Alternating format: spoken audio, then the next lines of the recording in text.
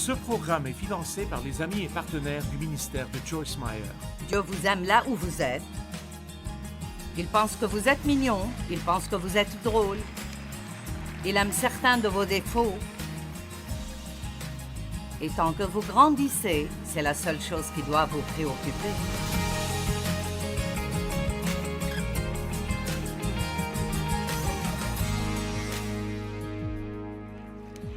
Je prie pour que la parole de cet après-midi soit riche et puissante et exactement ce que vous devez entendre, pour que vous retourniez chez vous, prêt à affronter certaines des choses dont vous devez vous occuper, mais vous le ferez comme Jésus le ferait, au lieu de comme vous le feriez peut-être. Nous allons donc parler aujourd'hui des moyens d'éviter de perdre votre temps. Nous avons un temps limité et vous pensez différemment au temps comme vous vieillissez. Et quand vous vivez environ les 3/4 de votre vie ou les 2/3 de votre vie, vous arrivez au point où vous ne voulez vraiment pas perdre votre temps.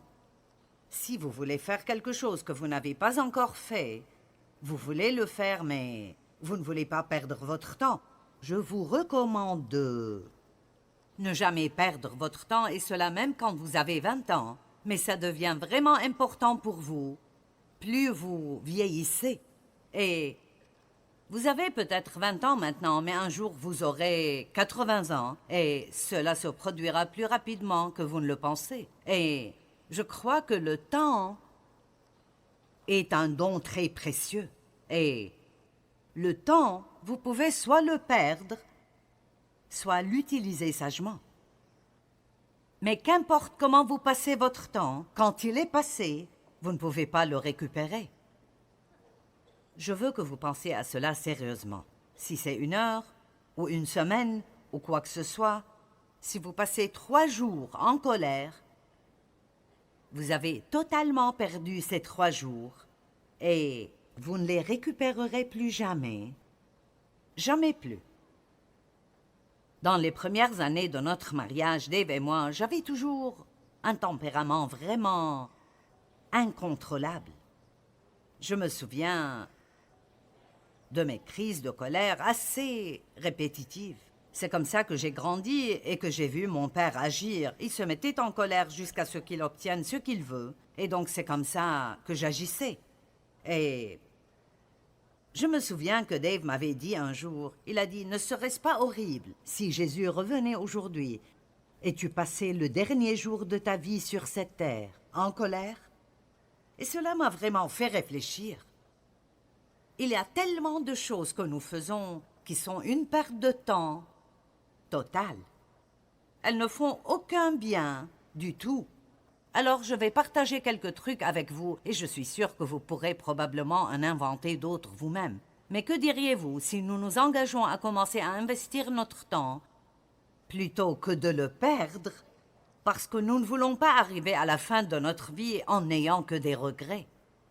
C'est l'une des choses les plus tristes qui puisse arriver à une personne, c'est qu'il soit trop tard pour revenir en arrière et faire ce que vous aimeriez avoir fait et auriez dû faire, et finir par regretter votre façon de vivre sans pouvoir la réparer. Donc, la première chose qui est une perte de temps totale est ce que la Bible appelle des œuvres mortes.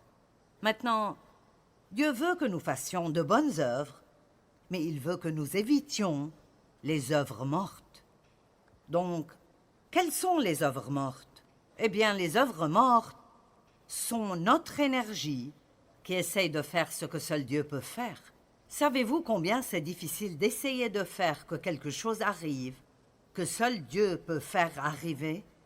Et plus vous essayez de le faire, plus le désordre que vous causez est grand. Quelqu'un a-t-il jamais expérimenté cela? Nous le voyons clairement avec Abraham et Sarah.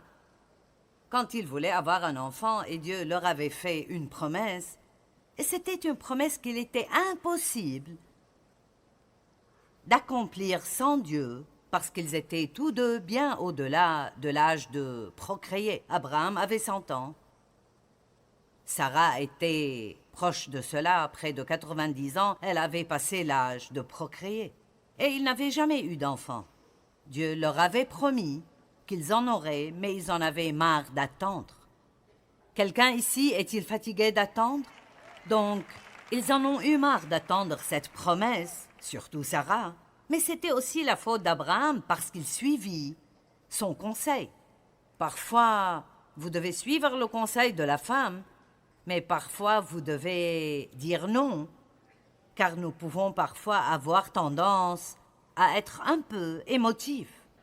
Et donc, je suppose qu'un jour, Sarah était vraiment fatiguée d'attendre et elle a eu une idée brillante.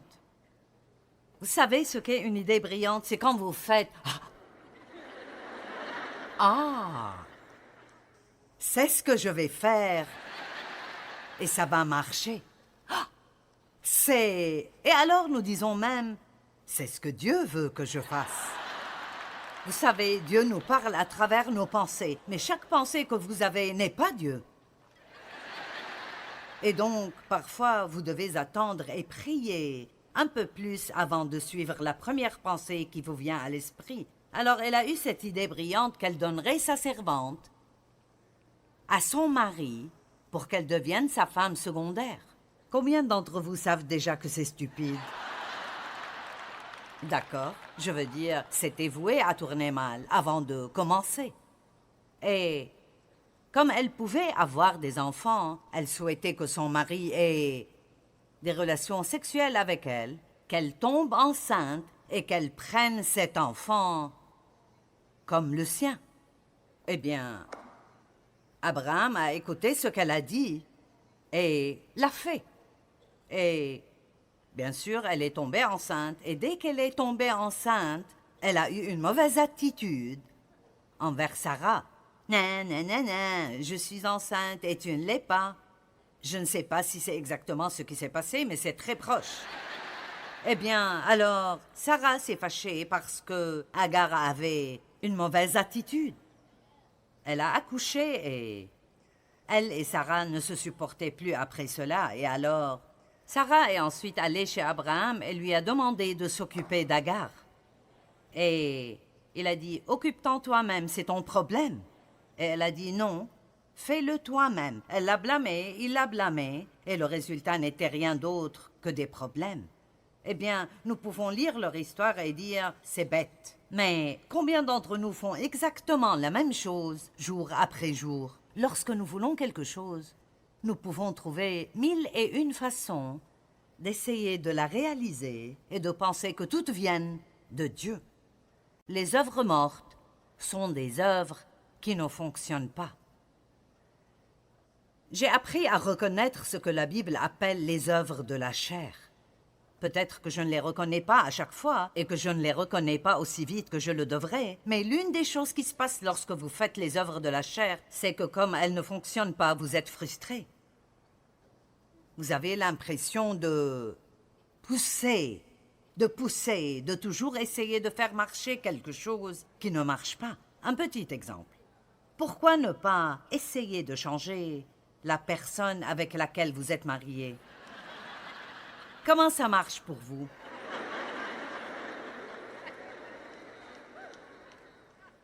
C'est tellement aggravant parce que vous ne voulez pas qu'ils fassent ce qu'ils font ou il y a quelque chose que vous voulez qu'ils fassent et qu'ils ne font pas.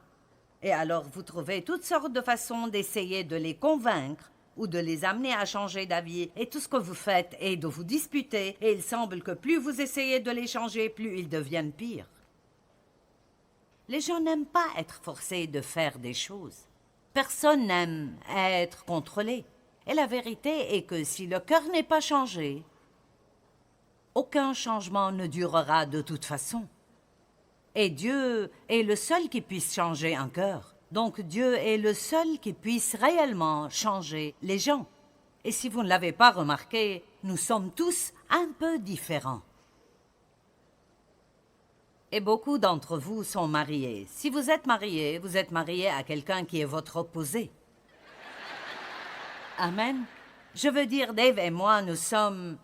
Vous ne trouverez jamais deux personnes qui soient aussi différentes que Dave et moi.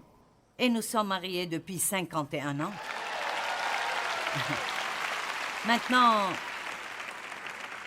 certaines décisions ont dû être prises en cours de route, que nous allions tout faire pour que ça marche, et que nous devions tous les deux nous entendre sur l'idée que nous allions cesser d'essayer de nous changer mutuellement.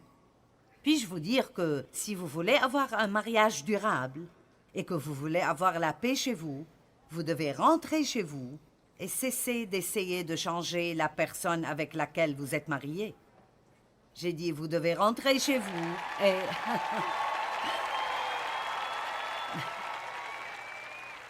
Vous savez, je suis vraiment agressive et Dave est beaucoup plus patient.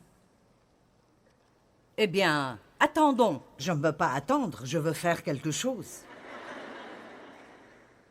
Donc je lui disais, tu es toujours à 9000 derrière Dieu. Et il disait, oui, et tu le devances toujours de 9000. Mais la vérité est que la raison pour laquelle vous vous retrouvez avec quelqu'un de différent de vous, c'est que si vous apprenez à travailler ensemble, vous vous gardez à l'abri des ennuis. Amen. Mais ce qui se passe normalement, c'est que deux personnes se marient ou vous avez de nouveaux amis et cela se produit avec vos enfants. Vous essayez de faire que tout le monde soit comme vous. Et c'est insensé parce que bien souvent, vous ne vous aimez pas et vous essayez de faire que tous les autres soient comme vous et vous ne les aimerez pas plus alors que vous les aimez maintenant. Nous sommes tous différents. Vous ne pouvez pas être quelqu'un d'autre. Vous feriez donc mieux d'exceller en qui vous êtes. Dieu ne vous aidera jamais à être quelqu'un d'autre que ce que vous êtes. Et non seulement cela, vous devez vous aimer et vous apprécier et non simplement regarder toutes vos faiblesses, mais regarder vos forces et laisser Dieu les utiliser assez fin sur la terre. Quand vous arrêtez d'essayer de faire que vos enfants soient ce que vous voulez qu'ils soient, allez. Souvent, nous voulons vivre nos rêves non réalisés à travers nos enfants. Nous voulons qu'ils fassent ce que nous voulons, et la seule chose qui va se passer, c'est qu'ils vont finir par ne plus vous aimer et peut-être ne plus vouloir aucune relation avec vous, parce que tout le monde veut être libre de prendre leur choix seul. La Bible dit « Instruis l'enfant selon la voie qu'il doit suivre ». Et la Bible amplifiée dit « selon sa propre personnalité ou son propre penchant ». Éduquez vos enfants comme Dieu le veut et non comme vous le voulez. Eh bien, j'ai élevé 4 enfants et ils sont tous vivants et je le suis aussi. Et je n'ai pas le temps de le faire, mais je pourrais vous raconter des histoires avec chacun d'eux où je pensais que nous ne pourrions jamais nous en sortir. L'une de mes filles en particulier était extrêmement désordonnée, désorganisée, très oublieuse et irresponsable. Je pensais avec certitude que quand elle quitterait la maison, elle se perdrait et ne saurait jamais se retrouver. Et ce qui est si drôle maintenant, c'est cette fille, qui est ma fille aînée, elle s'appelle Laura, elle s'est même donné un titre, elle se nomme la main majeure, car elle me gère à moi et gère ma vie. Elle s'occupe de toutes nos factures, elle fait toutes mes courses, elle fait tellement de choses pour moi et fait un travail si extraordinaire. Elle et moi parlions l'autre jour et elle a dit « Je pense que même pour moi, assumer cette responsabilité et voir que Dieu m'a ointe pour l'assumer m'a vraiment aidé à grandir et même à me sentir mieux dans ma peau. Vous seriez parfois surpris de ce que vous êtes capable de faire si vous preniez simplement un risque et sortiez et tentiez de le faire. Je n'aurais jamais imaginé, même dans mes rêves les plus fous, que Laura serait celle qui s'occuperait de moi parce que je pensais qu'elle ne pourrait même pas s'occuper d'elle-même. Donc je vous le dis pour vous donner de l'espoir pour vos enfants, que peu importe où ils se trouvent, les choses vont sûrement aller beaucoup mieux. Amen. Si vous voulez profiter de votre vie, je veux que vous m'écoutiez bien maintenant. Vous devez aimer les gens là où ils se trouvent, pas là où vous souhaitez qu'ils soient. Est-ce que vous comprenez? Aimez-les là où ils se trouvent, pas là où vous voulez qu'ils soient. C'est ce que Jésus a fait pour nous. Il nous rencontre là où nous en sommes. Il nous aime là où nous sommes. Et à cause de cet amour inconditionnel, nous y répondons en voulant être tout ce qu'il veut que nous soyons. Si vous donnez aux gens de l'amour et de l'acceptation, ils seront plus susceptibles de vous donner ce que vous voulez que si vous essayez de les forcer tout le temps à changer. Une autre œuvre, je dirais une œuvre de la chair énorme, est d'essayer de se changer soi-même. Cela peut sembler un peu étrange parce que vous entendez la prédication et vous devez faire ceci et cela, et je vous ai dit que vous devez marcher dans le fruit de l'esprit et que vous devez aider les autres personnes, et tout cela est vrai. Mais voici le problème. Si vous essayez de le faire par vous-même, sans impliquer Dieu, vous ne réussirez pas. Les œuvres de la chair sont soit un plan pour essayer de faire se produire dans notre vie quelque chose que Dieu ne nous a pas donné les directives pour faire, ou il peut s'agir de quelque chose que Dieu nous a demandé de faire, mais nous essayons de le faire sans l'aide de Dieu. Et peu importe le nombre de fois où nous avons réussi à faire quelque chose, chaque fois que vous essayez de le faire à nouveau, vous aurez besoin de Dieu. J'ai prêché des milliers et des milliers et des milliers de messages. J'y pensais et je l'ai dit à voix haute. J'ai beaucoup prêché dans ma vie. Je veux dire, ça fait 42 ans que je fais ça, alors ce n'est pas comme si c'était la première fois, mais je peux vous promettre que je ne suis pas venue ici sans demander à Dieu de m'aider. Je ne suis pas venue ici sans m'appuyer sur Dieu et lui faire savoir que ce serait un échec total et un désastre s'il ne se présentait pas. Et donc, peu importe à quel point vous pensez être bon dans quelque chose, le meilleur moyen de mordre la poussière est de commencer à penser que vous pouvez le faire vous-même, sans lui. Jean 15, Jésus dit « En dehors de moi, vous ne pouvez rien faire. » Maintenant, cela ne signifie pas vraiment que nous ne pouvons rien faire, mais cela signifie que nous ne pouvons rien faire qui puisse vraiment réussir. Nous ne pouvons rien faire en ayant une vraie paix à ce propos et en ayant une vraie joie de le faire sans nous appuyer sur lui. Je vous suggère donc de vous appuyer sur Dieu et d'apprendre à demander de l'aide à Dieu environ 5000 fois par jour. Dieu, aide-moi, aide-moi. Écoutez, je n'essaye même pas de mettre mes lentilles sans demander à Dieu de m'aider. Amen. Donc, les œuvres mortes, c'est une perte de temps, car vous pouvez travailler et travailler et travailler, et ça ne fonctionnera jamais. Quand je parle de ne pas essayer de vous changer, les exemples auxquels je pense sont... Quand j'ai commencé à entendre enseigner comme ce que vous entendez aujourd'hui, et pour certains cela est tout nouveau, vous dites « Je n'ai jamais entendu ce genre de choses. Waouh, vous savez, je suis vraiment un désastre. J'ai beaucoup de travail à faire quand je rentre chez moi. Eh bien, le problème, c'est que vous entendez des choses et vous les écoutez. Mais vous n'avez pas seulement besoin de rentrer chez vous et essayer d'être vraiment gentil et vraiment doux. Et vous savez, j'ai fait tout cela dans la chair et ça devient presque comique. Une des premières églises de parole où je suis allée, et je veux dire une église qui prêchait vraiment la parole. La femme du pasteur était si différente de moi. Et j'enseignais une étude biblique dans l'église et elle était la femme du pasteur. Elle était si douce et si petite, avec des cheveux blonds et des yeux bleus, et était si soumise à son mari.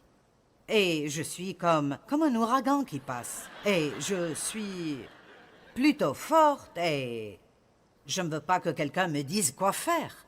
Et je suis vraiment audacieuse et elle est vraiment douce. Eh bien, nous avons eu du mal à nous entendre. Je ne sais pas pourquoi, mais c'était difficile.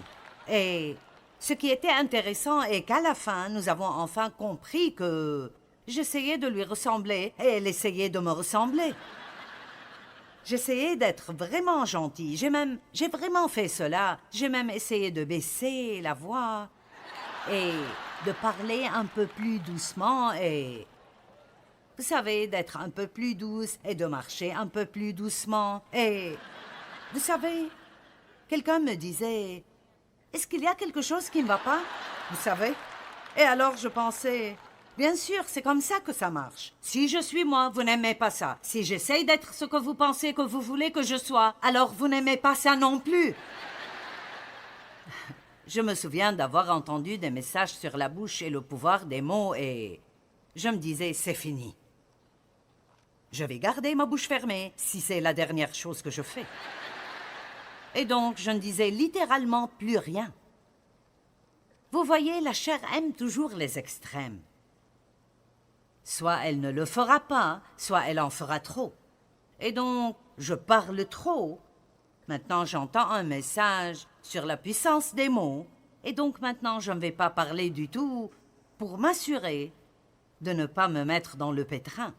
Je me souviens de ces jours et je suis si heureuse parce que Dieu m'a enseigné la grâce et que la grâce est la seule chose qui puisse nous changer. Et donc, si vous voulez faire ce qui est juste et Dieu voit votre cœur et vous lui demandez de vous aider, il vous changera. Il vous changera pendant que vous étudiez la parole et vous passez du temps avec Dieu. Laissez-moi vous dire, si vous voulez que les choses que vous entendez dans vos églises fonctionnent dans votre vie, ce que vous devez faire, et si, par exemple, il y a eu quelque chose qui vous a vraiment marqué et vous dites « j'ai vraiment besoin de ça, j'ai besoin d'être plus stable, j'ai besoin d'être plus indulgent, je n'ai pas besoin de me mettre en colère si facilement. » Prenons la colère comme exemple. Donc, au lieu de rentrer chez vous et d'essayer de ne pas vous mettre en colère, vous devez commencer à étudier vraiment la parole sur la colère. Ne pensez pas que puisque vous avez entendu un sermon, vous allez rentrer chez vous maintenant et comme par magie, ce problème disparaîtra, car je peux vous promettre que Satan vous tentera. Et si ce n'est que ça, il vous donnera des circonstances très spéciales, juste pour vous tenter. Et voici ce qui se passera. Vous échouerez si vous essayez de le faire vous-même, puis le diable vous dira, vous voyez, aller à cette réunion ne vous a fait aucun bien. Le diable est quoi? Un menteur. C'est tout ce qu'il sait faire. Nous devons apprendre à discerner ces mensonges. Donc, rentrez chez vous et dites, Dieu, c'est une chose dans laquelle je veux vraiment grandir. Et j'ai besoin de ton aide. J'ai besoin de ton aide. Je ne peux pas le faire moi-même. Mon cœur désire vraiment changer, mais je ne peux pas le faire sans toi. Et je vais m'en tenir à ça jusqu'à ce que j'aie la victoire.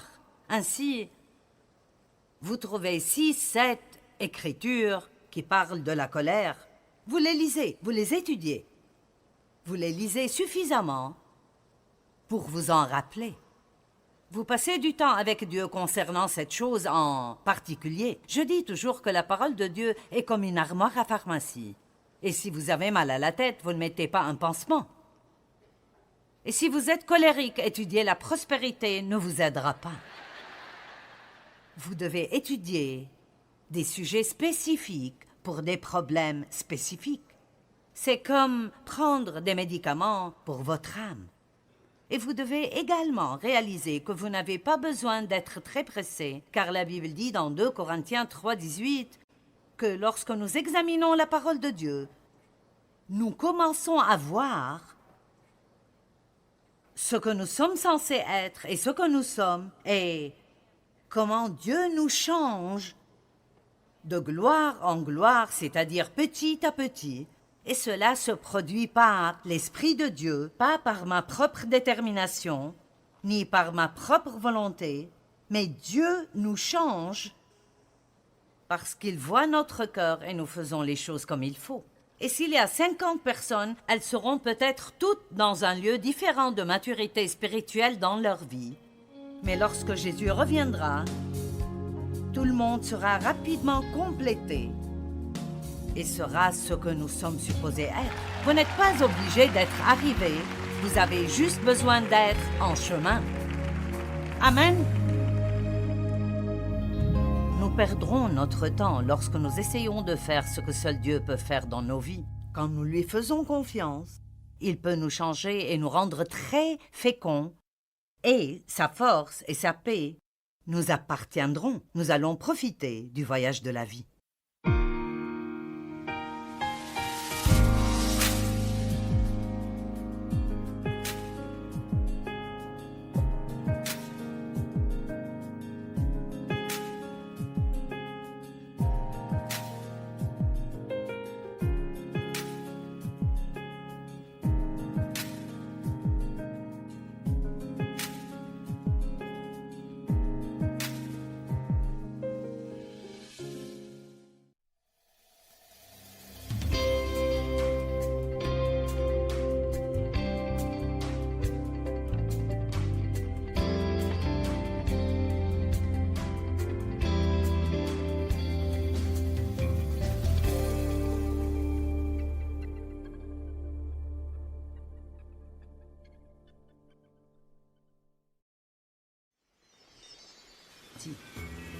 Combien de fois nous comportons-nous d'une manière déplaisante simplement parce que nos circonstances ne se déroulent pas comme prévu?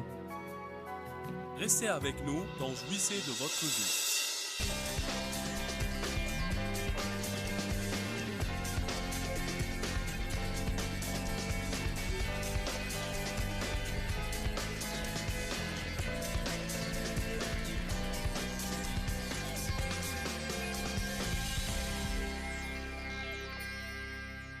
« 2 Timothée 2. Ce matin, je veux parler des fondations de la paix.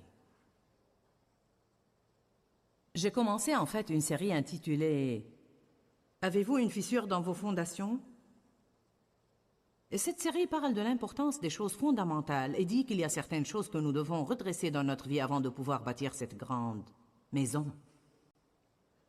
La maison de la victoire, de la prospérité, de la guérison, la maison du ministère, appelez-la comme vous voulez. Tout doit avoir des fondations solides. Votre mariage, votre maison, même votre cabane à outils a besoin de bonnes fondations. Vous comprenez aujourd'hui qu'une chose sans fondation sera branlante, faible et instable. La Bible dit de bâtir votre maison sur le roc, non sur le sable, sinon chaque tempête qui vient la fera tomber. Les gens ne s'intéressent pas aux fondations. Tout le monde veut voir la maison. Et les chrétiens aussi. Ils ne veulent pas prendre le temps de laisser Dieu bâtir de solides fondations dans leur vie. Ils veulent tout de suite faire une grande chose, avoir une grande chose. Vous n'allez pas avoir une puissance dans votre vie si vous ne restez pas dans la paix. Je vous le dis, s'il y a une chose que Satan essaye de nous voler et de façon régulière, c'est notre paix. Ayez une révélation ce matin. Le diable œuvre sans arrêt dans la vie de tout le monde pour essayer de leur voler leur paix, car il sait que s'il n'y a pas de paix, il n'y a pas de force. S'il n'y a pas de paix, il n'y a pas de force. Dans Jacques, la Bible dit que vous devez être en paix avec Dieu, en paix avec vous-même et en paix avec vos semblables.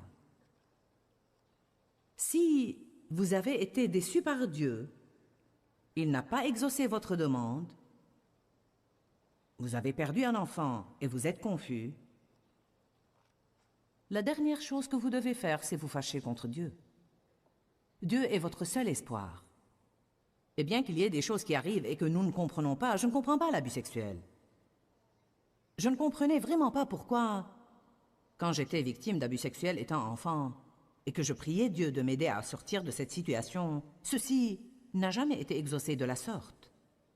J'en étais aigri pour longtemps, mais j'ai finalement décidé d'arrêter d'essayer de comprendre et d'aller de l'avant et de laisser Dieu s'occuper de mon malheureux désastre et en faire un message. Amen. Il y a des choses que vous n'allez jamais comprendre. Tout dans la vie ne semble pas être juste. Mais Dieu est un Dieu de justice. Et cela veut dire qu'en fin de compte et finalement, il redresse toutes les choses.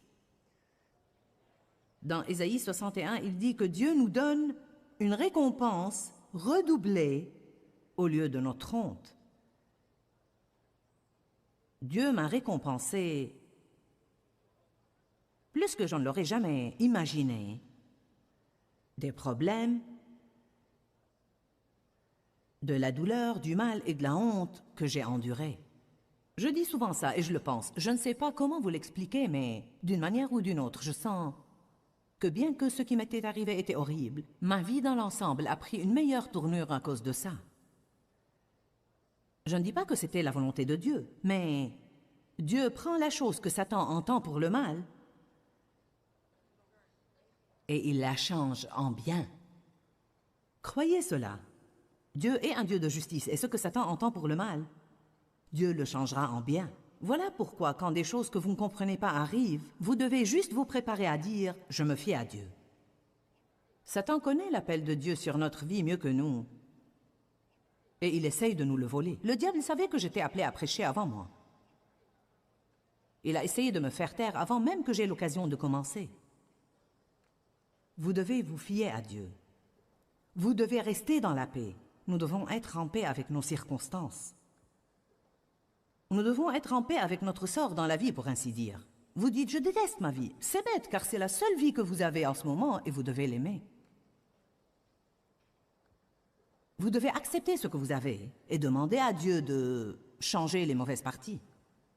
Je ne dis pas rester dans le désordre, mais Paul a dit « J'ai appris à me contenter ». Dans la Bible amplifiée, on dit que le mot « content » signifie être satisfait au point de n'être ni dérangé ni troublé, quel que soit votre état.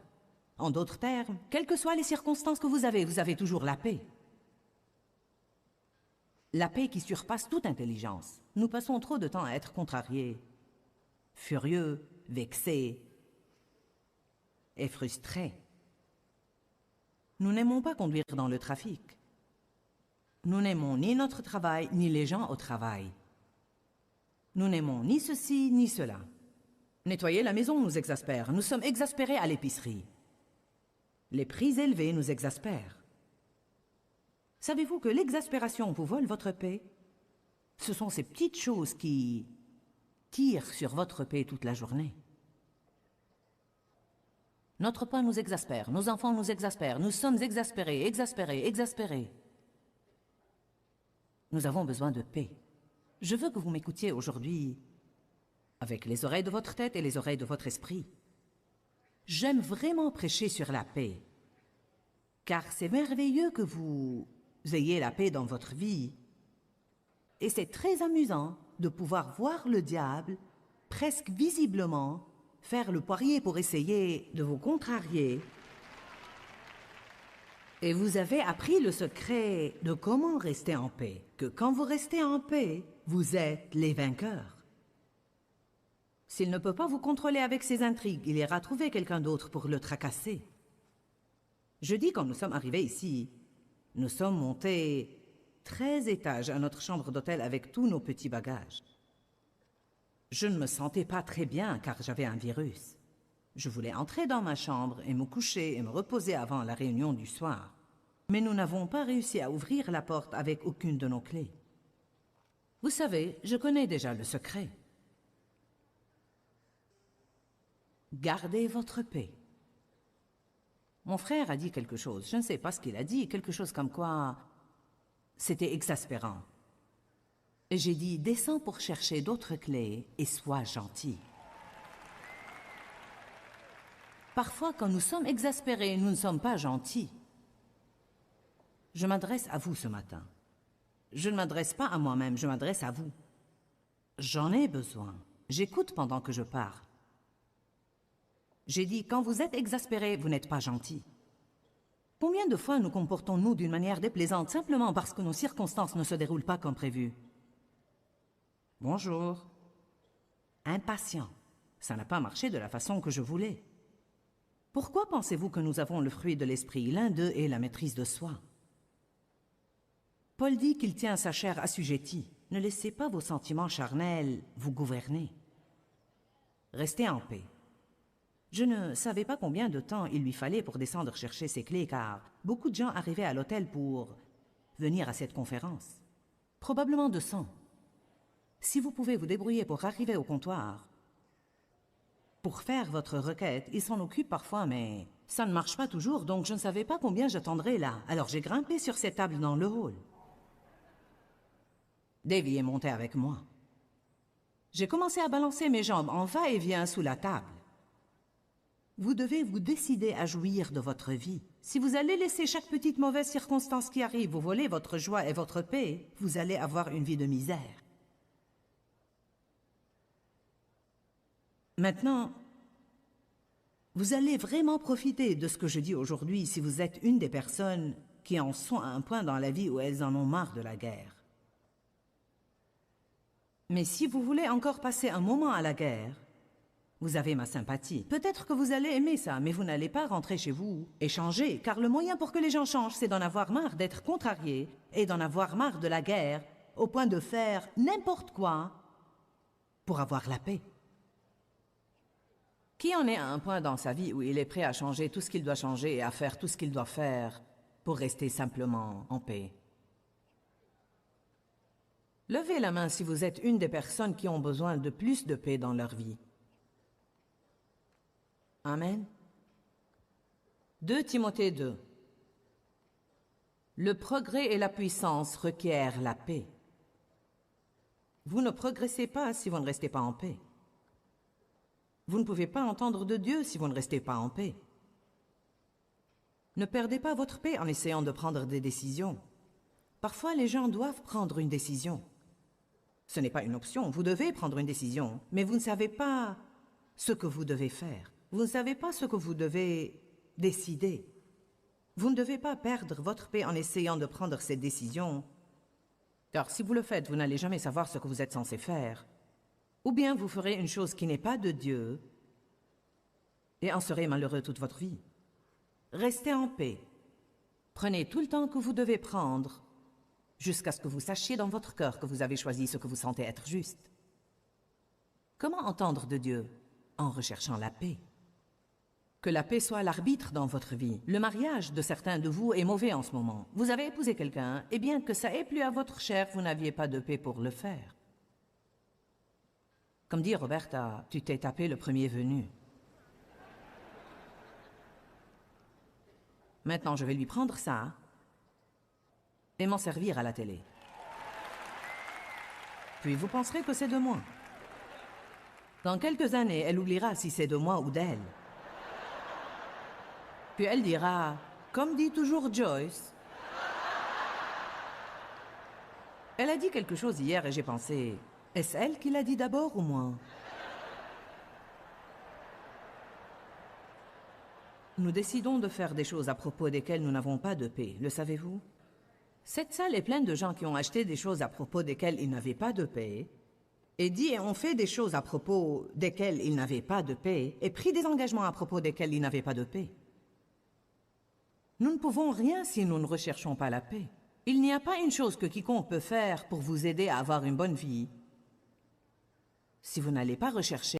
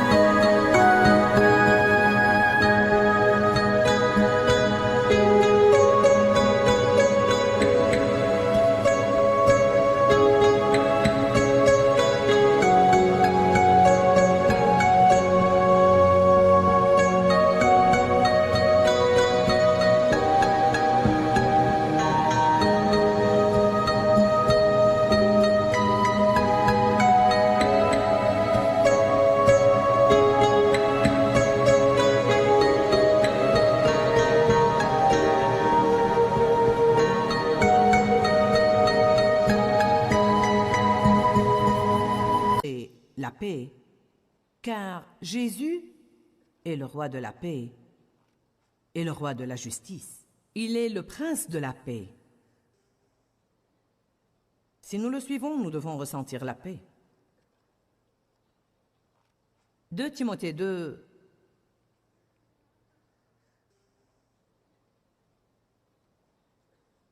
verset 23. Refusez, fermez votre esprit contre. N'ayez rien à voir avec les discussions insignifiantes, mal informées et stupides sur des questions d'ignorants, sachant qu'elles font naître des conflits et engendrent des querelles. Combien de vous ont perdu un jour leur paix dans une conversation stupide? Savez-vous quelle est la solution? Taisez-vous. C'est ça, je ne peux vous dire rien d'autre. Je n'ai pas une baguette magique pour empêcher les gens d'être stupides. Mais quand il est évident que cette conversation devient stupide, ou quand vous parlez et vous ne savez même pas de quoi vous parlez, les bavards aiment juste bavarder. Peu importe s'ils n'en savent rien, ils veulent juste parler.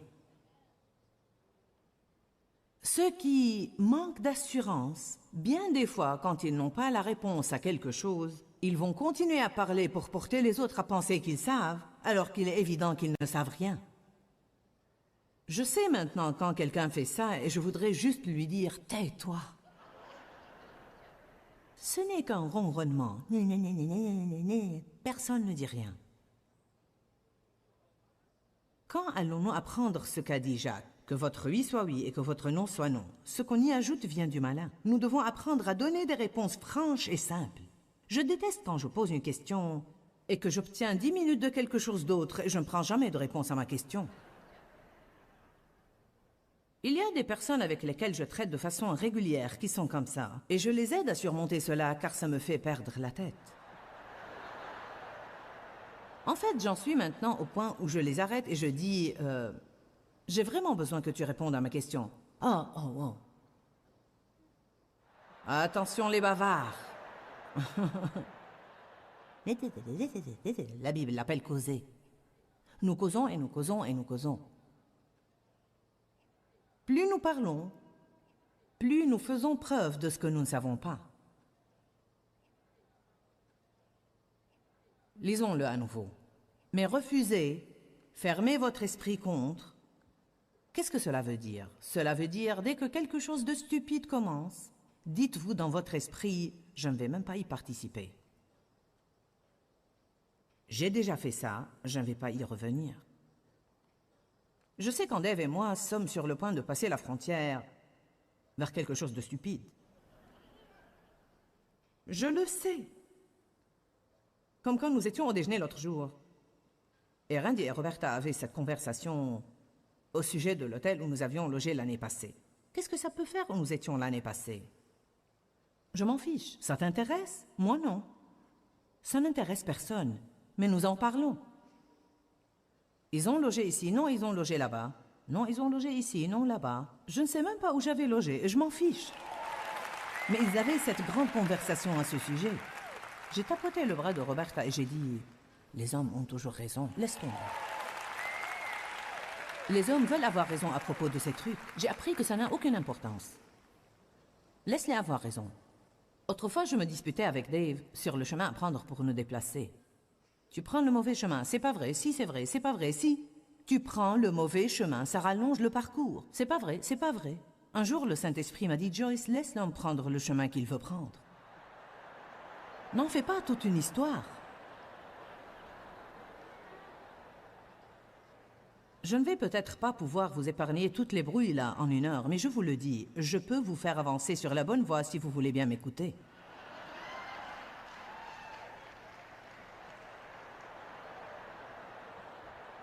Taisez-vous. Qu'a enseigné Joyce aujourd'hui? Elle a dit « taisez-vous ». Ça doit se trouver quelque part dans la Bible. Taisez-vous, dit le Seigneur.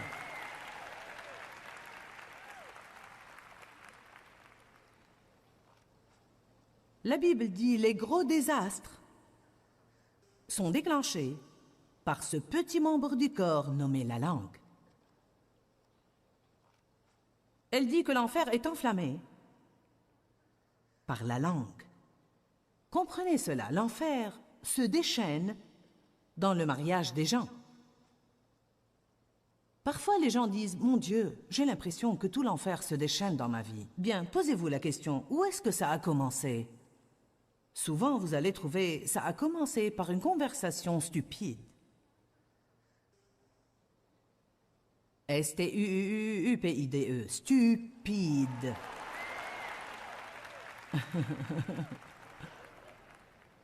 Vous dites, je ne pense pas qu'un prédicateur devrait utiliser le mot stupide. Vous feriez mieux de parler au Saint-Esprit car il dit « Fermez votre esprit contre, n'ayez rien à faire avec les discussions insignifiantes. » Insignifiant veut dire quelque chose qui n'est pas important.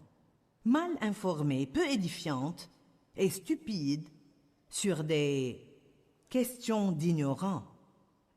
Car savez-vous ce qu'elles font? Elles provoquent les gens et entraînent les conflits et les gens commencent alors à se quereller. Un serviteur du Seigneur ne doit pas se quereller, lutter, affronter. Au contraire, il doit être affable envers tous, d'un caractère doux, préservant le lien de la paix. Il doit être qualifié et propre à enseigner, patient et indulgent et prêt à supporter les contrariétés. Comme je l'ai déjà dit, chaque fois qu'on dit dans la Bible que vous devez enseigner, ça ne veut pas dire que vous devez devenir prédicateur. Nous enseignons avec notre vie. J'aime ce qu'un de nos dirigeants a dit l'autre jour. Ce que nous permettons est ce que nous enseignons.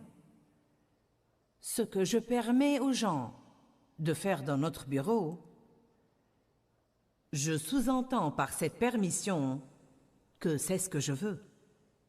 Voilà pourquoi si vous n'affrontez pas les choses que vous n'aimez pas, comment vont-ils savoir que vous ne les aimez pas? Nous ne sommes pas télépathes. Job 22, verset 21 dit « Fais sa connaissance et sois en paix, ainsi ton bonheur te sera rendu. » Dites, quand je garde ma paix, le bien vient à moi. Quand je perds ma paix, les mauvaises choses viennent à moi. Dites-le à nouveau, quand je garde ma paix, le bien vient à moi. Quand je perds ma paix, les mauvaises choses viennent à moi. Quand vous perdez votre paix, vous aurez un mal de tête, un mal d'estomac, une crise de nerfs, une mauvaise attitude, un torticolis. Piquez une bonne crise et voyez ce qu'elle va vous coûter. Beaucoup. Il faut en réalité beaucoup d'énergie pour se mettre en colère. Le temps de finir d'être en colère une demi-journée, ensuite endurer les horreurs émotionnelles d'essayer de surmonter cela et de pardonner à quelqu'un, vous êtes comme « Mon Dieu !» Je crois qu'une des raisons pour lesquelles les gens sont fatigués tout le temps, c'est qu'ils sont de mauvaise humeur. Il y a des personnes qui sont dans cette salle qui avaient crié à Dieu, « Dieu, je suis fatigué tout le temps. Qu'est-ce qui ne va pas en moi? » Allez voir, combien de fois par semaine vous vous mettez en colère?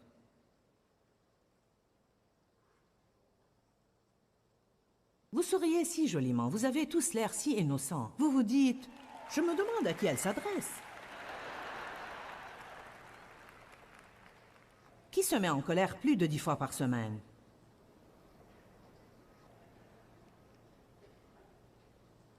C'est presque tout le monde et le reste sont des menteurs. Non, non, non, non, je retire ce que j'ai dit. Vous savez quoi? Je ne me mets pas en colère 10 fois par semaine, mais j'avais l'habitude de rester en colère. Je restais énervée tout le temps. Il y a des gens ici qui ont appris à rester en paix. Il y a des gens ici qui, en raison de leur nature naturelle, sont plus paisibles que d'autres. Certains gens sont prêts à presque tout faire pour garder la paix. Ils peuvent s'attirer des ennuis aussi, car parfois ils n'affrontent pas des choses qu'ils devraient affronter. Bien que peut-être ils achètent une paix momentanée, plus tard ils vont avoir une guerre acharnée à cause de tous ces trucs qu'ils ont ignorés toutes ces années.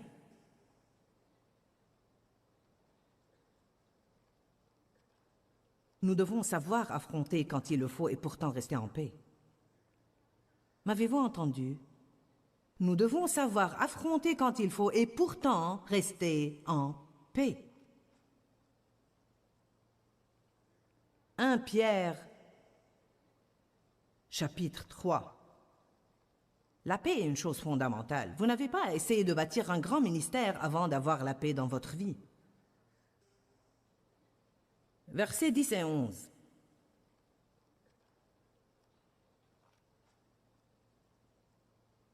Si quelqu'un veut aimer sa vie et voir des jours heureux, heureux que ce soit apparent ou pas, qu'il préserve sa langue du mal et ses lèvres des paroles trompeuses.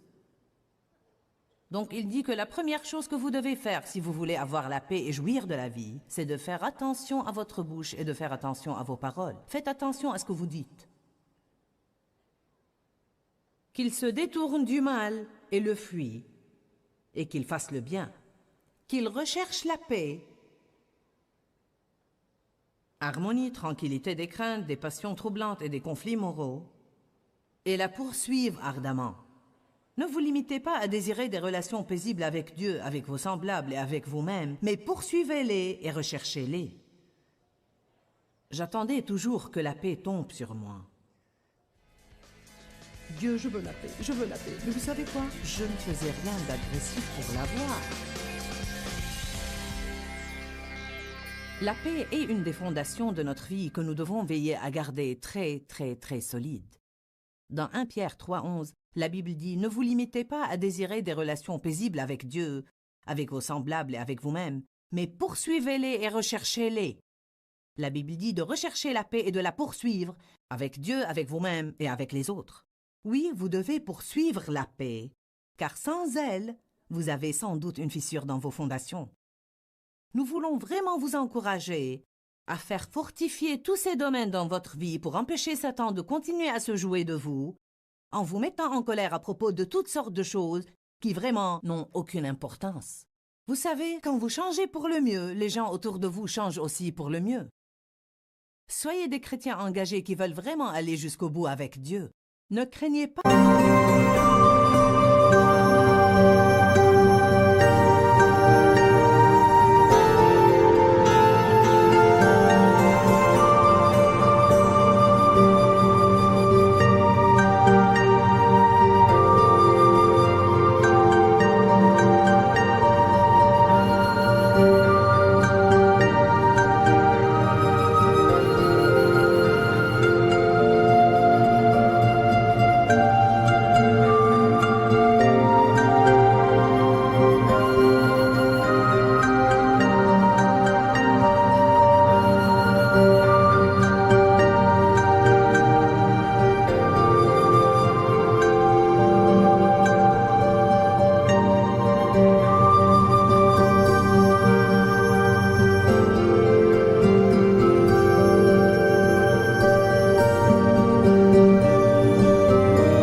Choses les plus profondes en Dieu. Trouvez s'il y a quelque chose dans vos fondations qui présente peut-être une faiblesse ou une fissure à laquelle vous devez faire attention. Regardez notre programme régulièrement car il va vous aider à changer. Et n'oubliez pas qu'il y a la vie dans la parole. Que Dieu vous bénisse. Quand, Seigneur, quand? Dans ce livret, Joyce Meyer vous apprend à faire confiance au temps de Dieu. Pour obtenir ce livret gratuitement, écrivez-nous à Joyce Meyer, boîte postale 40095-6300 Larnaca, Chypre. Ou bien visitez notre site web www.joycemeyer.org/fr.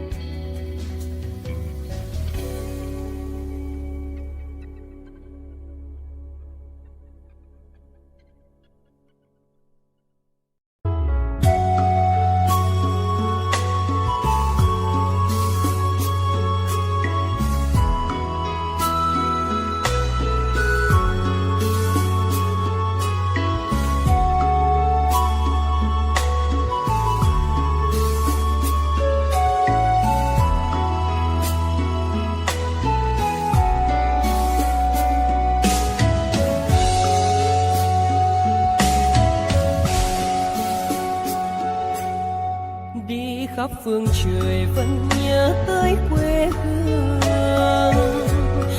Người về đây thăm làng trù quê mẹ và làng sen quê cha, xúc động bồi hồi người rơi giọt lệ, thương mái nhà tranh thương đất mẹ nghèo.